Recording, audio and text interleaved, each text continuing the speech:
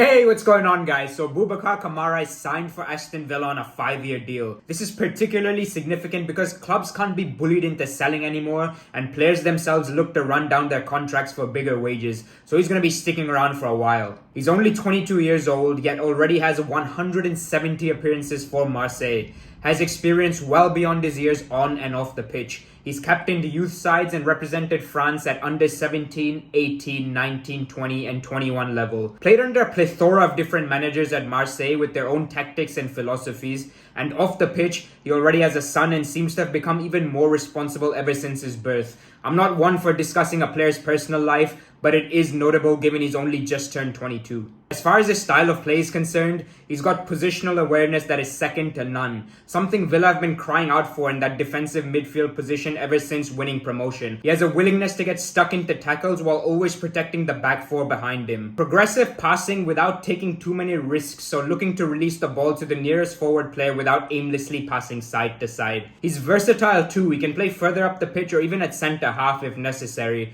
I saw him do that in Europe a couple of times this season. In fact, under previous managers, he's even played in midfield or at fullback. So if injuries or suspensions do take place, this is the man for pretty much all positions. He looks like he genuinely enjoys defending and will do the dirty work like tracking runners and cutting out passes between the lines. He's one of the best ball winners in Europe by a street if you look at the statistics. He dominates aerial battles, he's 6 feet tall, and will provide some much needed physicality. Now, people can take the piss out of Liga as much as they like, but stylistically it's a lot more similar to the Premier League than the media would have you believe, especially compared to the Bundesliga, Serie A, or even La Liga have ever been. A trademark move of his you'll see at Villa Park is Kamara bypassing opponents through silky footwork or combination with teammates, and then pinging a diagonal ball from the left side of the pitch to the right. If Matty Cash does decide to stick around, he's gonna have a fucking field day. French call up by Didier Deschamps as well, who, number one, has his favorites, generally only picks from a very small pool of players, and number two, is getting chosen from some of the greatest depth at international level in footballing history.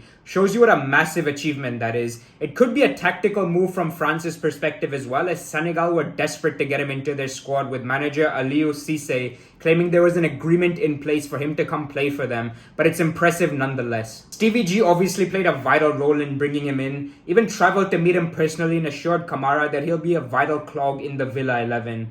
His name alone will obviously attract players such as Coutinho, but with how good this Villa side is on paper, he'll have to perform sharpest to keep this job. 14th certainly won't be good enough next season, so he can ill afford a repeat of results from the second part of this year, or he'll be gone before Christmas. There's absolutely no doubt about that. You really have to applaud how ambitious Villa and Christian Purslow are in the transfer market. This lad was getting linked with £50 million moves all around Europe last summer and looks set to sign for Atletico Madrid a week ago today. It kind of reminds me of the Danny Ings and Callum Chambers signings, moving in the shadows, and they arrive out of absolutely nowhere. It's particularly amusing given the long-drawn saga we just saw with Kylian Mbappe and Real Madrid, and he didn't even end up fucking moving. Getting business done early with the season only just ending and unwilling to bend over backwards to get in Ward-Prowse and Bissouma due to their asking price just shows how well Villa have been run recently. I am almost certain that this is going to translate into results very, very soon. Now, just like most players who spend a few years at Marseille, don't be surprised to see him return there later in his career like Payet did,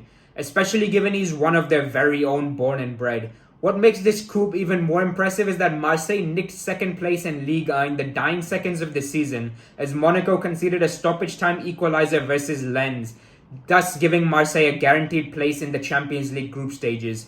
Given he's been at the club since 5 years of age, it was undoubtedly a tough decision for Kamara not to make an extension on his contract. Their supporters aren't pleased whatsoever. They think he should have either stuck around or gone to a club capable of winning the Champions League, but that just showcases to Villa how big of a signing that this is. I'm really looking forward to seeing how Villa get on next season. They're a huge club who I've always had a really soft spot for. Every time I visit Birmingham, if they are in action, I'll make sure to drop down to Villa Park. It'll be fantastic for the league if the likes of Villa, Leicester and Brighton can really give some of the so-called Big Six a scare. As amazing as it is to see this top quality of football from the likes of Liverpool and Manchester City and the Champions League, a breath of fresh air has been the Europa League and the Conference League, in fact. Now it's time for the Prem to step it up, and with signings like this, it is very much possible. Take care, guys. Please do let me know if you want any other further information on this player or anything else in regards to Marseille. And who knows, his arrival might even reignite Morgan Sanson's career. All the very best.